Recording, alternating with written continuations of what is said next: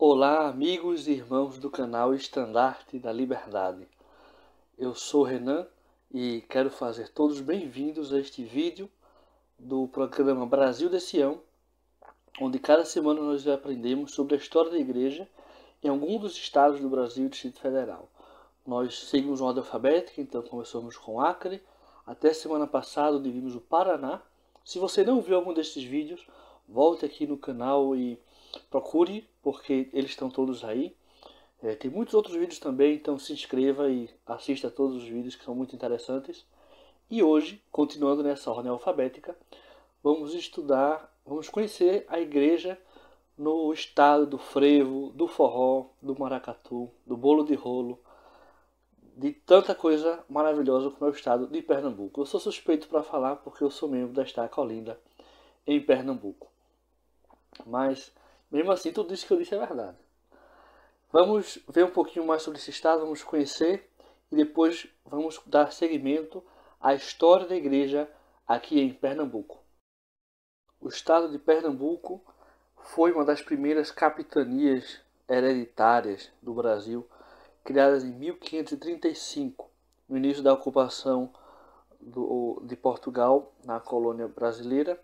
Sua capital originalmente foi a cidade de Olinda, porém depois foi transferida a capital para Recife, depois que Recife se separou da divisão de Olinda. A população atual é estimada em 9.674.793 pernambucanos, isso de acordo com os dados de 2021, e o estado é dividido em 185 municípios. E, além desses 185 municípios, o estado de Pernambuco ainda tem um territóriozinho que não é município, mas é parte do nosso estado, que é Fernando de Noronha, o arquipélago de Fernando de Noronha, que é um distrito do estado, um distrito estadual. É o único hoje que existe no país dessa forma. Como sempre, eu agradeço a nossa equipe do canal Estandarte da Liberdade, que é capitaneada pelo irmão Antônio Carlos Lima, que ele é o responsável principal pela coleta dos dados, das informações que nós usamos para a produção desses vídeos, né? Minha parte mais de editar o vídeo. E queremos agradecer também, de modo especial, a alguns líderes, pioneiros, membros que prestaram muitas informações, nos ajudaram com fotos. Vocês vão ver alguns slides que eles já têm preparados falando sobre o início da igreja na cidade do Recife. Então, vai uma menção especial para o relato do irmão Mozart Soares, o livro Fotos da Família Soares, o livro Início da Igreja no Recife, do irmão Milton Soares Júnior, esse livro é de 2002, um relato fornecido pelo irmão Orlando Lemos, relatos e fotos pelo irmão Jorge Félix Caram, e uma compilação histórica feita pelo irmão Robert A. Bird. Ele foi missionário aqui, inclusive, no Templo do Recife. Foi missionário jovem, foi missionário já mais velho. E estamos utilizando esse relato que foi compartilhado por ele com o irmão Mozart Soares. E agradecemos a todos eles, em especial pelo Bird, que preparou com tanto esforço esse relato, essa compilação histórica. Certo? Então, vamos lá ver como a igreja chegou no Recife. A primeira menção que eu preciso fazer, na verdade, é antes desses membros, desses pioneiros, desses missionários. Porque no Recife, por ser uma cidade portuária, uma cidade que, desde o início da imprensa livre no Brasil, circulava muitos jornais, muitos livros, já havia um conhecimento sobre os membros da igreja, desde os anos do século XIX, 1800 e pouco, né? Desde o início da restauração. Porém, não havia membros da igreja aqui, né? Somente na década de 60 chegaram os primeiros membros da igreja. E isso é interessante. Aqui em Pernambuco chegaram membros da igreja que já se haviam batizado no estado de São Paulo. Normalmente, quando a gente vê a história da igreja em cada estado, a gente vê se chegaram primeiro os missionários para procurar pessoas para ensinar, outros já tinham membros e a partir deles é que começou o trabalho da igreja. No caso de Pernambuco, assim como a maior parte dos estados do Brasil, foram membros que haviam sido batizados em outros locais e mudaram-se para cá. E como foi essa chegada, quem foram essas primeiras pessoas, esses membros e missionários? No sábado 2 de abril de 1960, os elders Michael M. Norton e Stanley W. Dunn chegaram no Recife para iniciar o trabalho. Eles eram membros missionários da Missão Brasileira do Norte, com sede no Rio de Janeiro. E nunca havia sido enviado missionários para o norte e nordeste do Brasil. O mais longe que havia era ali na região do Rio de Janeiro, em Minas Gerais mesmo. Eles chegaram e procuraram a família da irmã Dori C. Friedlander, perdão se eu pronunciei errado esse nome ou algum outro nome, mas fique à vontade para comentar e corrigir se for necessário, que ela estava morando no Recife e eles passaram essa noite na casa dessa família. No domingo, dia 3 de abril, eles realizaram a ordenança do sacramento na casa dessa família, que tinha 3 pessoas, o casal e um filho, porém somente a mãe era batizada, o esposo não era batizado ainda. Então, nesse dia, às 11 horas da manhã, foi realizada a primeira reunião da igreja nessa área tão grande do Brasil, que é a metade norte e nordeste. E havia somente 5 pessoas nesse momento, né? Os 2 missionários, o irmão Friedlander, a irmã Dori Friedlander e o seu filho. E nesse mesmo dia eles mudaram-se para uma pensão e no dia 6 de abril, dias depois, chegou mais uma dupla de missionários, os elders Joseph T. Williams e Gary L. Kidman. E no dia 10 de abril, eles passaram a contar com a ajuda de outro membro da igreja, Ademar de Souza, que também havia sido batizado em São Paulo. Eles encontraram ele no Recife e ele ajudou bastante, visitando pesquisadores com os missionários e ajudando os missionários a encontrar pesquisadores na sua vizinhança. Certo? Então ele andou bastante com os missionários pela cidade e ajudou muito nesse início. Eles alugaram uma casa para fazer reuniões para a igreja e muito rapidamente começaram a ensinar muitas pessoas. Vamos ver então agora um pouco desse relato que foi feito a partir dos diários desses primeiros missionários que eu mencionei e de outros, como Elder Bird, que foi quem preparou esse material para a gente. Esses aqui são os primeiros 4 missionários, Elders Kidman, Norton, Dunn e Williams. Este é o Elder Kidman na frente do imóvel que foi usado para sediar as primeiras reuniões da igreja, né?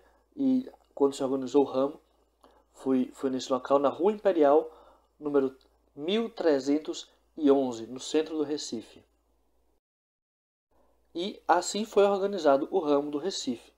De acordo com os diários dos missionários, do Elder Dunn, diz que hoje batemos em 5 casas e entramos em 4. Demos 3 lições e 2 pessoas vieram à igreja. Então vejam como o esforço dos missionários tem que ser grande para ter resultados. Domingo 10 de abril de 1960. Hoje fizemos as designações do ramo. Presidente do ramo, Elder Norton. Secretário do ramo, Elder Dunn. Presidente da escola dominical, Elder Williams. E o professor da classe da escola dominical e da aula de inglês, Elder Kidman.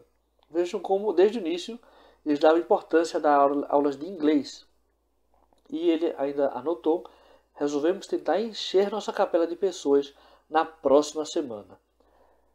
É um exemplo da fé e da visão que esses missionários tinham de trabalhar com ousadia para ter resultados verdadeiramente nobres. E eles receberam a visita do presidente da missão, o presidente Bangerter. Essa anotação é da quarta-feira, 20 de abril de 1960. O presidente Bangerter nos visitou para ver como vai tudo aqui. Ele está certo de que vamos ficar aqui e estabelecer um ramo da igreja. E aqui eu faço uma observação. Por que essa questão de ficar aqui? Como havia poucos missionários, sempre havia um medo de que o presidente da missão enviasse missionários para um lugar, não tivessem muito sucesso e eles tivessem que sair dali. Aconteceu isso em algumas cidades do Brasil nesse período. Décadas de 50, 60, aconteceu bastante. Então, havia essa preocupação, mas nesse momento o presidente Bangerter sentiu que isso não aconteceria no Recife, e realmente não aconteceu. E o relato continua. Estamos tentando atingir 300 horas de trabalho este mês. Será requerido que façamos assim para achar as pessoas que estamos procurando. As pessoas aqui são tão boas e estamos fazendo muita amizade com elas. Só esperamos que alguns se tornem-se membro logo. Por que 300 horas de trabalho por mês? Porque eles contavam assim, dessa forma. Porque os missionários, eles têm muitas responsabilidades, como ser os presidentes do ramo, como a gente viu. Eles tinham uma dificuldade muito maior do que existe hoje de estudar o idioma, as lições missionárias, né? Eles não tinham membros que ajudassem no almoço, eles tinham muita coisa para fazer. Então, para eles atingirem 300 horas de trabalho por mês, eles tinham que sacrificar as horas de sono, para acordar mais cedo, dormir mais tarde, para fazer tudo o que tinham que fazer e dedicar a maior parte do tempo para o ensino. Então, realmente, era uma coisa muito significativa eles fazerem 300 horas de trabalho em um mês. E continua o relato do Elder Dan. Uma parede provê um pouco de privacidade para nós, enquanto oramos ao nosso Pai Celestial para nos ajudar. Deveria haver alguém que ele já tinha preparado para ensinarmos. Precisávamos saber para onde ir. Ao acabar de orar, nos sentimos inspirados a continuar em frente. Eu não pude evitar de dar uma olhada para trás, pela outra rua, como fez também meu companheiro. Nós dois a vimos no mesmo instante e olhamos um para o outro e dissemos: ali está nossa presidente da Sociedade de Socorro, sentada naquela varanda. Ao chegarmos à casa, os olhos da senhora se animaram quando batemos palmas. Ela estava sentada ali lendo. Ela nos convidou a entrar antes de saber quem éramos. Imediatamente senti um golpe estranho no peito, um sentimento que nunca tivera antes. O primeiro pensamento foi que devia ser uma casa de espíritas, mas logo descobrimos que era o lar de alguém que, de fato, deveríamos ensinar.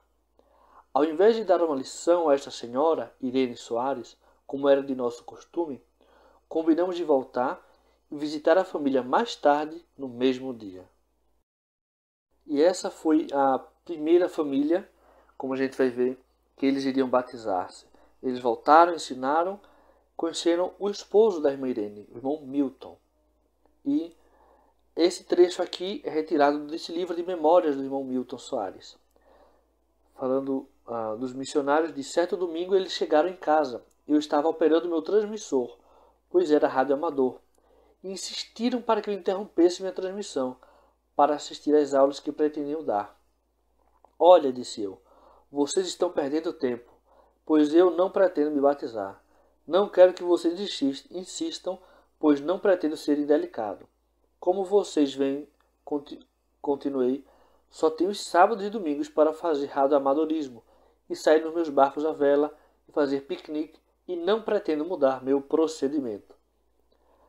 Grande engano. O relato dos missionários continua. Bem, fizemos outra visita na vizinhança e na volta paramos ao lado da rua e fizemos oração. Então retornamos à casa de Milton. Começamos a reunião com uma oração e ele explicou sua notícia. Disse que, ao voltar da igreja no domingo à noite, estava pensando sobre seu problema de incredulidade. Pegou num livro para ler e abriu o livro ao acaso. Muito incomum para ele, geralmente começa já pelo princípio. Começou a ler e dentro de 5 páginas as dúvidas foram resolvidas. O livro era Como Evitar Preocupações e Começar a Viver, escrito por Dale Carnegie. Esse foi o trecho que ele leu. O fato de não compreendermos os mistérios de nosso corpo, da eletricidade ou de um motor a gasolina, não nos impede de usá-lo e tirar proveito dessas coisas. O fato de não compreender os mistérios da prece e da religião não me impede de gozar uma vida mais rica e feliz, que é a que a religião me proporciona. E o relato do irmão Milton continua. Em minha mente, interpretei a mensagem assim. A coisa que mais se usa hoje em dia é a eletricidade. Entretanto, pelo fato de não a conhecermos, não implica em teremos proveito dela. O mesmo acontece com Deus. pelo fato de não o conhecermos pessoalmente, não nos impede de tirarmos todo o proveito que uma religião nos traz. Era, na realidade, a exata resposta à minha pergunta. Fiquei na cama pensando e assim passou-se horas. Me considerei uma pessoa que tivesse feito uma pergunta a Deus e tivesse recebido a resposta por escrito. E o dia 13 de maio, além de ser um dia importante na história do futebol pernambucano, foi o dia em que houve essa decisão do irmão Milton. O relato de Elderdan diz: hoje, Milton pediu para ser batizado no dia 15 de maio, o mesmo dia que Joseph Smith foi batizado. O cara tem um testemunho. Não tem dúvida alguma sobre nada e não recebeu nem mesmo a quarta lição ainda. No domingo passado, ele nem acreditava que Jesus Cristo tinha corpo. Agora, uma semana depois, ele quer ser batizado. Para mim é realmente um testemunho.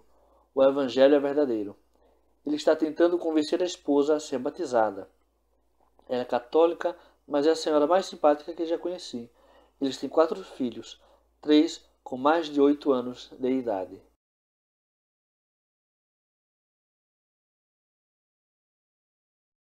O Elderdan prossegue em seu relato.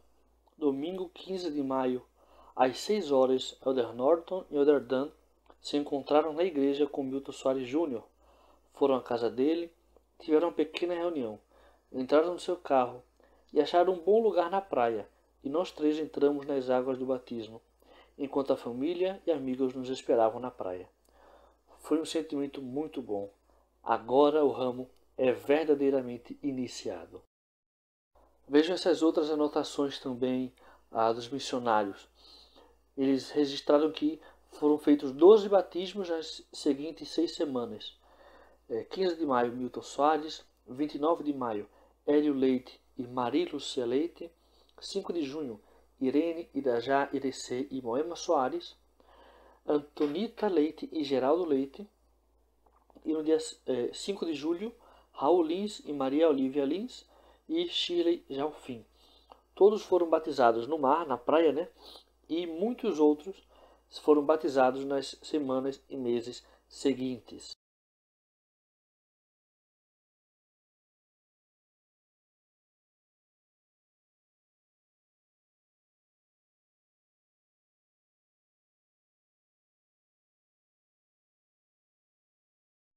Agora que a gente viu essas fotos aí desses primeiros pioneiros, vamos dar continuidade à visita agora, primeira visita de um apóstolo ao Recife, nesse ramo recém-formado. Mas para a igreja era muito importante esse ramo. Era o ramo mais atlântico que havia na igreja, nesse momento, no meio ali, quase do oceano. A gente foi olhar no mapa direitinho, né? E tinha que ser ali o alicerce para levar a igreja para outros locais do norte e do nordeste, como acabou sendo. E esse primeiro apóstolo foi o presidente Joseph Fielding Smith. No dia 25 de outubro de 1960, o presidente Joseph Fielding Smith, presidente do Quórum dos 12 Apóstolos, sua esposa Jess Evans Smith e o elder A. Theodore Tuttle, dos 70, e o presidente e a sister Bangerter desembarcaram às 20 horas e 40 minutos. Muitos membros do ramo foram ao aeroporto com buquês de flores para as senhoras. A mídia local estava presente e filmou e entrevistou os visitantes. Foi tão agradável ver os membros recebê-los, esses visitantes, com tanto amor. A sister Smith roubou o programa com seu entusiasmo. No dia 26 de outubro, se realizou uma conferência pública para o povo do Recife. 113 pessoas assistiram.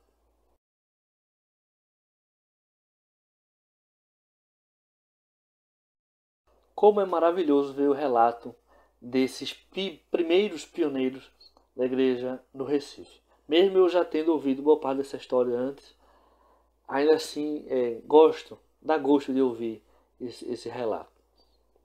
Nas semanas seguintes, foram enviados mais 4 missionários e em 22 de outubro de 61, o irmão Milton Soares foi chamado como presidente do ramo. Com o detalhe que esse ramo chamava-se ramo Recife, só que ele incluía não só a cidade do Recife, não só o estado de Pernambuco, mas todo o norte e o nordeste do Brasil. Eu acho que era o maior ramo que existia, não só na América Latina, como a gente gosta de dizer aqui em Recife, mas do mundo, né? A gente em Pernambuco, o pessoal diz que tem mania de grandeza. É não, porque a gente é grande mesmo. Mas uma coisa interessante é que em 11 de outubro de 62, o irmão Antônio Luciano de Souza tornou-se o primeiro membro da igreja do Recife, do Nordeste todo, né, a servir em missão. Ele era um missionário de construção, né? E no livro História dos Santos dos Últimos Dias em Brasília, feito pela irmã Ludmila Galvão, que é esse livro aqui, ela nos faz um relato sobre esse homem, porque ele foi missionário construtor em Brasília. E eu vou ler um trechinho do que diz aqui. Não portava o sacerdócio o primeiro jovem que, saindo do Nordeste, se pôs em campo missionário. Disseram-lhe que não podia. O elder que o batizou em Recife, George Allan Day, disse que tal autoridade não lhe podia ser conferida naquela época, mas assegurou que no futuro não muito distante ele a receberia. Sobre Antônio Luciano de Souza, missionário construtor, declarou Clarence Moon. Esse Moon, ele era o supervisor dos missionários construtores em todo o Brasil. Foi o missionário mais fiel que trabalhou comigo. Outros missionários tinham mais sabedoria para a construção, mas Luciano foi humilde. Ele queria aprender qualquer coisa que eu mostrasse. Era uma coisa séria a missão dele. E à noite ele saía para acompanhar os elders, missionários de proselitismo, de ensino. No ramo, ele dirigia a música. Podia ser professor na escola dominical. Luciano sempre trabalhou. Ele nunca brincou. E o relato da irmã Ludmila conclui dizendo: da época que trabalhava para o sistema educacional da igreja na região Nordeste, Luciano rememora: nunca tive cargo do sacerdócio, mas tive vários cargos na igreja, inclusive de supervisor do seminário. Viajei muito pelo Nordeste todo. O local mais longe que fui foi a Fortaleza, porque não havia local mais distante que Fortaleza. Ele hoje reside com sua esposa Jerusa em Lerre, Utah. E no ano seguinte, em 63, começou a frequentar a igreja um irmãozinho chamado Orlando Lemos. Ele foi batizado em 64 apenas, mas ele serviu em diversos chamados. Conselheiro do ramo, do distrito do Recife, que foi formado nesse período também, e conselheiro de 5 presidentes de missão. Então, como conselheiro do distrito ou da missão, ele viajava o Nordeste todo e foi até Manaus em alguns momentos para ajudar na organização da igreja nos ramos que havia por aí. Foi um irmão que trabalhou bastante e até hoje ele serve na igreja. No dia 26 de janeiro de 65, a igreja finalizou a aquisição de um terreno na Rua das Ninfas, no centro do Recife, no bairro da Boa Vista, um dos bairros centrais, para a construção da primeira capela do Norte e Nordeste. Essa capela, que a gente chama de Capela das Ninfas, né? Ela não existe mais, certo? Vou mostrar algumas fotos dela, mas ela não existe mais porque ela foi demolida, foi construída no capela próximo. E ela foi uma capela histórica. Além de ser a primeira do Norte e Nordeste, que por si só já é algo muito relevante, ela foi a sede do ramo Recife e do distrito Recife, depois da ala e estaca Recife. Outras estacas da região faziam suas conferências nessa capela, porque todas as outras eram bem menores. Por exemplo, uma estaca, a Estaca Olinda.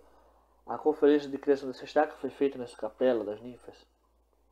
E depois que ela deixou de ser usada como sede da ala da estaca, ela ainda serviu como escritório de engenharia, armazém do bispo, o Deseret, né?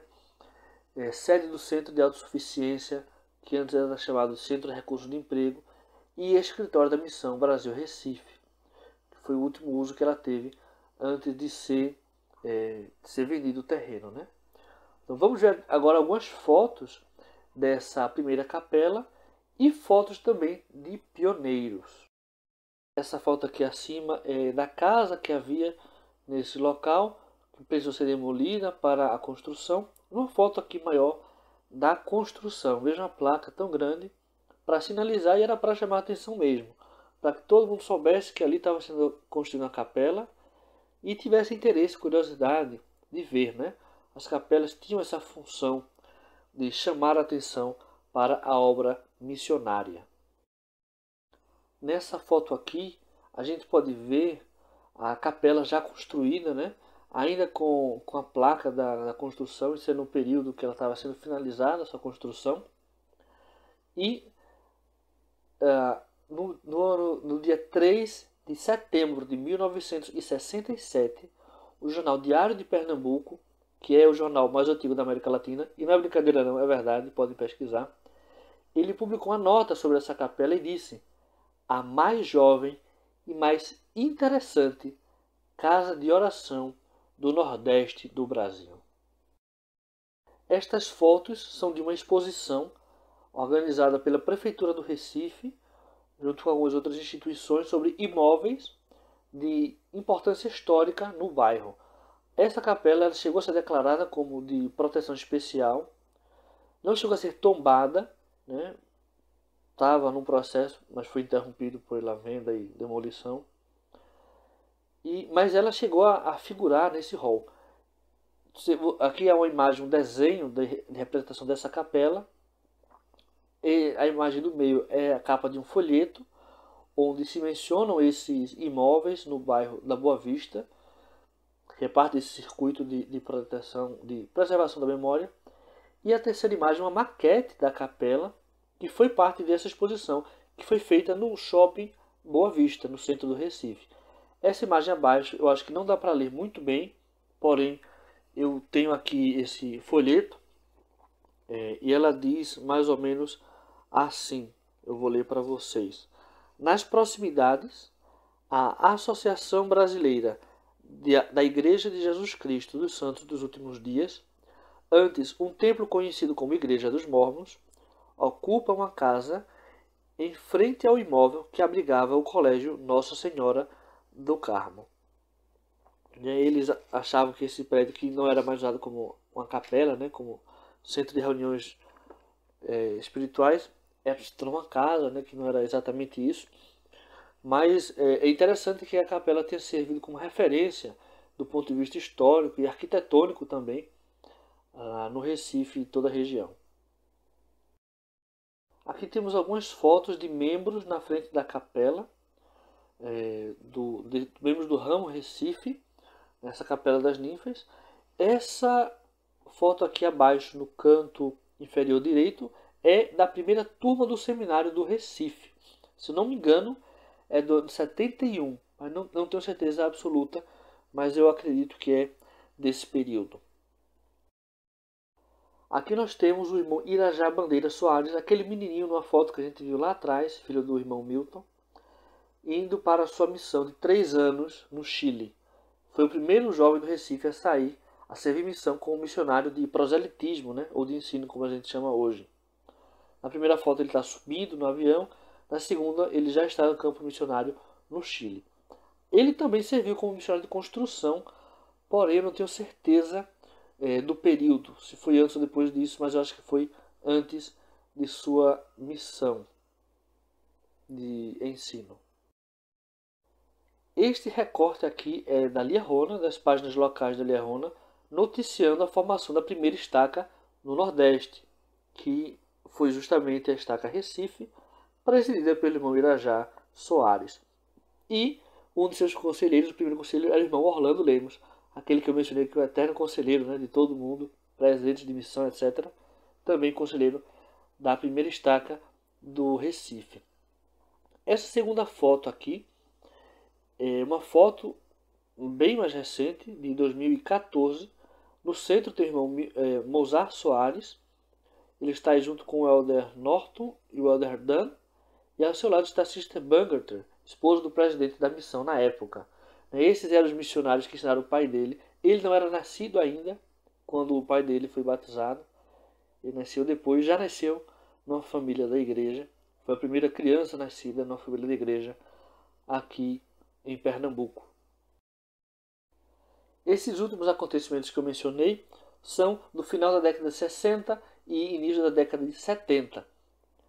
Em 1979 foi anunciada a criação da Missão Brasil Recife, né? Foram criadas 9 missões nesse ano. Uma delas foi aqui no Brasil, a missão Recife. Nessa nota aqui da Lia Rona, que vocês podem ver aqui ao lado, além de dizer que foram suspensas 2 reuniões sacramentais, aqui abaixo, que eram sacramentais feitas nos domingos de conferência de estaca, porque até 79, do dia da conferência de estaca, os membros também tinham que ir na sua ala tomar o sacramento. Em 79 isso acabou. E foi criada a missão Recife. Aí explica que era uma divisão da missão Rio de Janeiro. O Rio de Janeiro continuou com os estados de Rio de Janeiro, Minas Gerais, Goiás e Mato Grosso. Não havia Tocantins nem Mato Grosso do Sul. Aliás, Mato Grosso do Sul já havia também. Talvez era da missão São Paulo. E o Espírito Santo depois incorporou-se também a essa missão. E a missão Recife ficou com todos os estados do norte e nordeste do Brasil. Era a maior missão do mundo dessa época. Se antes era o Rio de Janeiro, com essa divisão passou a ser Recife, e assim foi até que se dividiu mais as missões. O primeiro presidente dessa missão foi o presidente Klein. Ele era diretor do SEI, já tinha servido em muitos chamados na igreja. Em pouco tempo ele teve uma experiência vastíssima, e foi ele que teve essa confiança tão grande da primeira presidência de abrir essa missão, que foi uma missão revolucionária na história da igreja. A gente vai ver agora muita coisa que aconteceu nesse período.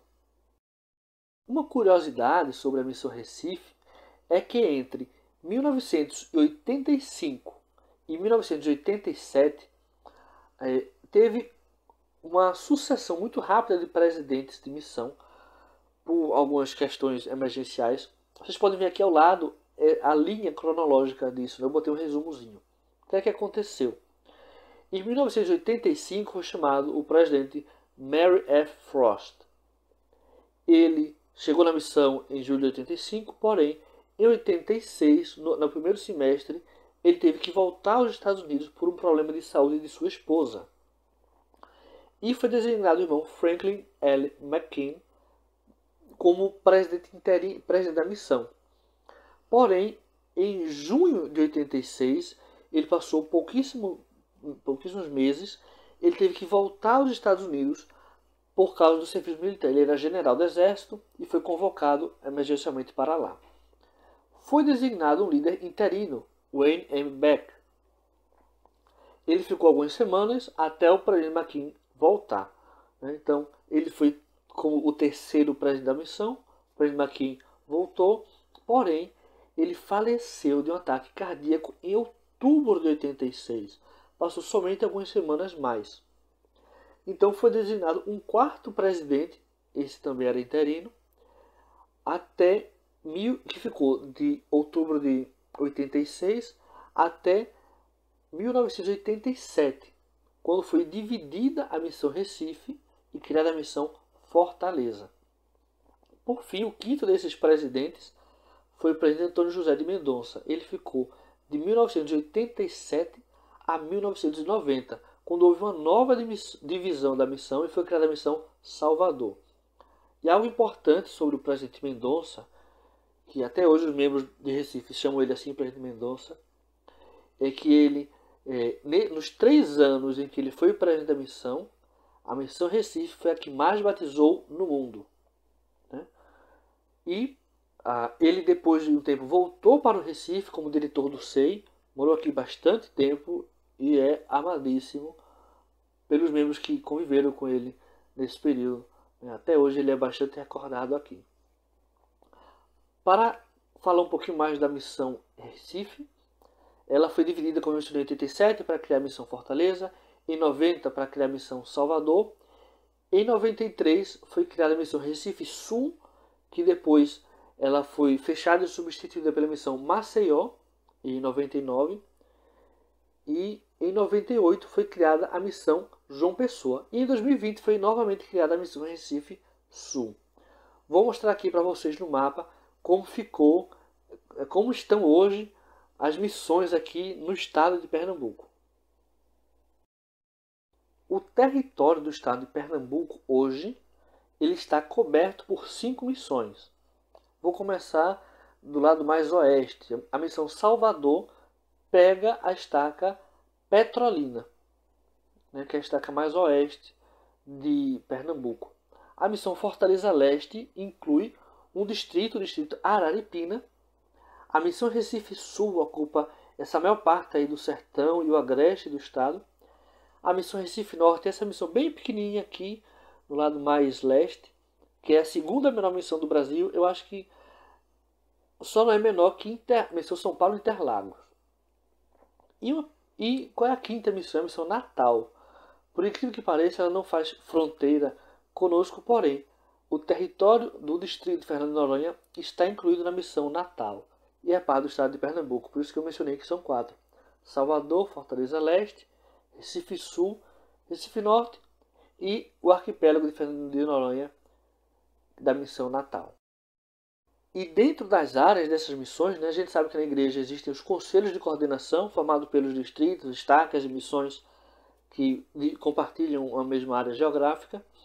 Eu vou mostrar para vocês agora a lista das estacas criadas aqui em Pernambuco e dos distritos que nós temos. Eu fiz uma divisão por conselhos de coordenação: Recife Norte, Recife Sul, Fortaleza Leste e Salvador. O que é que cada conselho desses tem no estado de Pernambuco? Em Fernando de Noronha a igreja não está organizada ainda. Eu soube alguns anos atrás que havia um grupo de membros da igreja, porém eu também soube que foi descontinuado. Eu não sei se houve um retorno disso. Mas essa área pertence à missão Natal e uma unidade da igreja ainda não tem lá, pelo menos por enquanto. Tá bom? Vamos ver então quais são as estacas, a data de sua criação e os seus primeiros presidentes.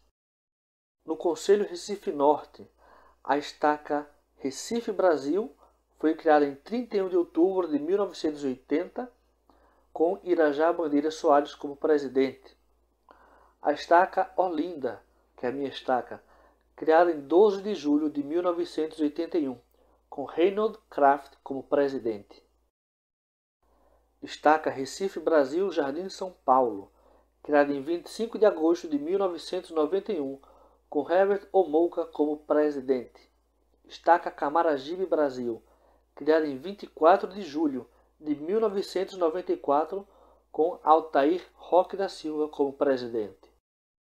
Estaca Paulista Brasil, criada em 5 de fevereiro de 1995, com Reginaldo de Moraes Júnior como presidente. Hoje ele é membro da minha ala aqui, ele e a esposa servem como o casal do programa Mais Missionários no Conselho Recife Norte. A estaca Recife Brasil Caxangá foi criada em 28 de junho de 1997, com Altair Roque da Silva como presidente.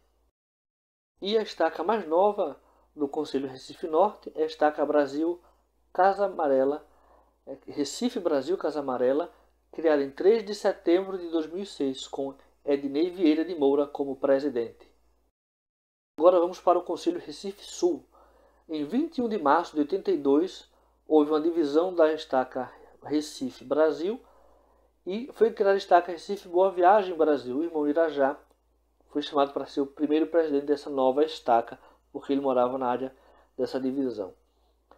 A estaca Jaboatão dos Guararapes Brasil, criada em 26 de julho de 1992, com José Antônio da Silva como presidente. Estaca Jaboatão Brasil Litoral, criada em 15 de maio de 1994, com Domingos Sávio Liares como presidente. Estaca Garanhuns Brasil, criada em 21 de maio de 1995, com José Cláudio Furtado Campos como presidente. E um detalhe muito importante é que Cláudio Campos, hoje ele é nosso diretor do seminário aqui em Recife Norte, ele era o presidente do ramo de Garanhuns até 15 de maio de 94, quando tornou-se uma ala dessa estaca Jaboatão Brasil Litoral. Em um ano e uma semana, essa ala Garanhuns pôde dividir-se e ser criada uma nova estaca.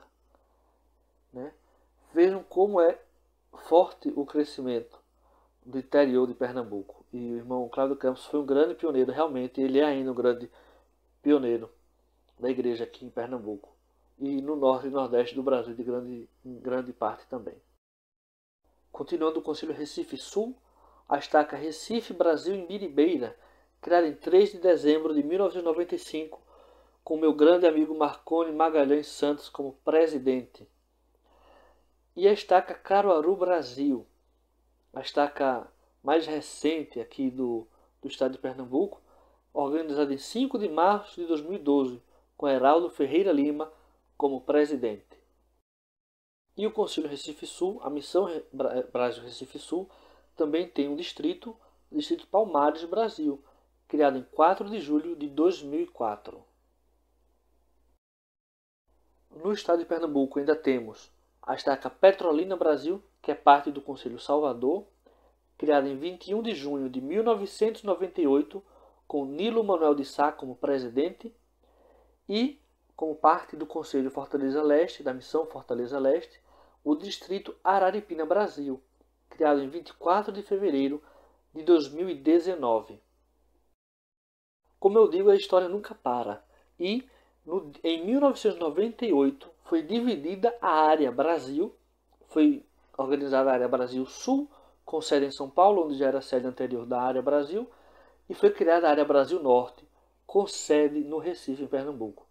E durante 10 anos, até que houve uma mudança a nível mundial da igreja, e foi diminuída a quantidade de áreas, aí voltou a ser uma área só, como é até hoje. Durante esses 10 anos, a igreja em todo o Norte e Nordeste foi supervisionada por essa área Brasil Norte, que é justamente o mesmo território do que antes era aquela primeira missão Recife, é aquele primeiro ramo do Recife. Então vejam como de 1960 até 38 anos depois, já havia uma área da igreja, de um ramo com 2 membros que haviam sido batizados em São Paulo, mudados para cá, já havia gente suficiente para precisar a primeira presidência mandar 370 para vir aqui supervisionar a igreja. Por causa do crescimento rápido, por causa dos planos da construção do templo, que a gente vai falar daqui a pouco, e da perspectiva de um crescimento futuro ainda, que ainda há muito para se crescer aqui em Pernambuco. Vocês podem ver aqui abaixo fotos dos presidentes da área Recife, da área Brasil Norte, que são Cláudio Costa, Robert Wood, Ademar Damiani, Robert Stewart e Walter Gonçalves. Vocês podem ver aqui do lado outras 2 fotos. São do irmão Irajá Bandeira Soares, que eu já mencionei, que foi 70 de área, conselheiro na presidência de área, foi o primeiro membro. Ele foi primeiro em muita coisa, né? E, inclusive, o primeiro membro a servir, um membro local daqui, a servir como conselheiro na presidência da área onde ele residia, né? E aqui também do presidente Pedro Penha, que é um grande pioneiro da igreja em várias partes do Brasil também. Ele era diretor do SEI na área Brasil Norte, era 70 de área e serviu também como conselheiro na presidência da área Brasil Norte. Foi o segundo membro residente local a servir na presidência da área Brasil. Hoje ele é o presidente do Templo do Rio de Janeiro. E esse aqui, como vocês já devem saber, é o Templo do Recife, um dos templos, talvez o templo mais bonito do mundo. Pelo menos a sala celestial dele é mais bonita do que muito templo por aí. É o templo número 101 da igreja. Isso é muito importante porque quando o presidente Hinckley assumiu a presidência da igreja em 95, ele queria construir templos e foi pensando no máximo que podia fazer para construir mais templos. E ele assumiu uma meta publicamente de que até o final do ano 2000 a igreja ia ter 100 templos. Dia 15 de dezembro do ano 2000, ele veio aqui e dedicou o templo número 101 da igreja. 2 dias depois ele ainda dedicou o templo de Porto Alegre, Rio Grande do Sul, que foi o templo número 102. Então realmente foi aqui que a igreja atingiu esse recorde de ter 100 templos dedicados. Outras datas importantes. Tudo envolvendo o presidente Hinckley. Dia 13 de janeiro de 95 ele anunciou a construção do Templo do Recife. Ele veio para aqui em 96, em 11 de novembro de 96, para a abertura e a dedicação do terreno do templo. A visitação pública foi feita de 11 de novembro a 2 de dezembro do ano 2000. E como eu mencionei, 15 de dezembro de 2000 ele veio aqui e dedicou o templo. E algo muito interessante é que ele disse depois, existem esses relatos, que o Senhor veio aqui, visitou o seu templo e declarou que havia aceito esse templo. Eu não conheço outro templo, além de Kirtland e Recife, que tem essa história. Se vocês souberem, por favor, me digam, que eu acho interessantíssimo essas coisas. Mas eu acho que isso é uma raridade na igreja, e isso aconteceu aqui em Pernambuco. Vou mostrar para vocês agora algumas fotos de um pequeno memorial que existe no saguão, na recepção da entrada, do alojamento do Templo do Recife, onde tem umas fotos e algumas coisas muito importantes da história desse templo. Só para vocês terem uma ideia, essa foto aqui à esquerda é uma foto desse mural, onde tem a pá, uma das pás usadas na abertura da terra, tem uma cópia da oração dedicatória, fotos da visitação. Essa foto aqui no canto superior direito tem os presidentes das estacas do Nordeste, com a pá abrindo a terra, o presidente Hinckley, a presidência da área, né? Acho que está o Elder Scott também. Aqui abaixo algumas fotos da dedicação. No centro um cartãozinho que foi dado com o hino, tal como um facho, para que os membros que estivessem presentes pudessem cantar. E eu adoraria continuar falando sobre a história do Templo do Recife, mas não vou fazer isso agora porque existe já um vídeo muito importante, muito interessante, aqui no canal Estandarte da Liberdade, sobre a história do Templo do Recife. Foi um vídeo feito ano passado, em comemoração ao aniversário do templo, em dezembro do ano passado.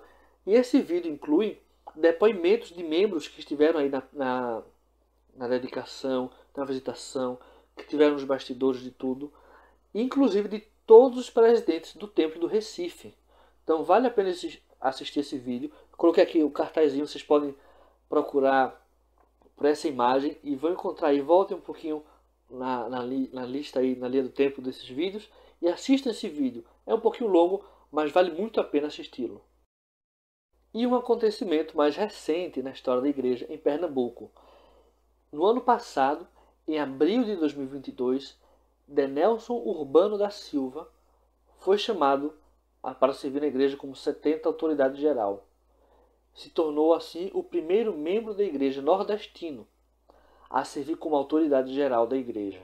Ele nasceu no Recife, ele serviu como conselheiro da presidência da Estaca Olinda, né? Depois ele mudou-se para São Paulo, mas é o primeiro nordestino a ser autoridade geral da igreja. É um acontecimento muito importante, né?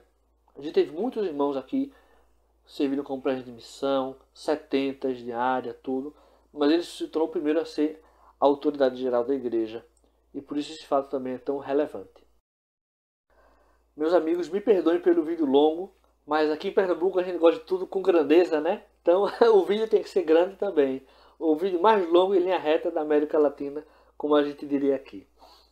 Eu agradeço novamente a esses irmãos, ao Elder Bird, à família Soares, ao irmão Antônio Carlos Lima, ao irmão Caran e tantos outros que colaboraram com suas histórias, que primeiro que viveram e fizeram a história acontecer e que preservam a memória para compartilhar conosco. Agradeço a vocês por terem assistido. Peço que compartilhem esse vídeo, se inscrevam no canal para assistir os próximos também, para serem lembrados, e compartilhem. Compartilhem essas experiências com todos. Assistam os vídeos anteriores, assistam os próximos. E eu quero ver seus comentários também. Informações, se tiver algum erro, alguma incorreção, podem me corrigir, que para mim é um prazer ver os detalhes sendo aperfeiçoados, esclarecidos. Muito obrigado a todos e espero vocês na próxima semana para mais um vídeo do programa Brasil de Sião. Até mais!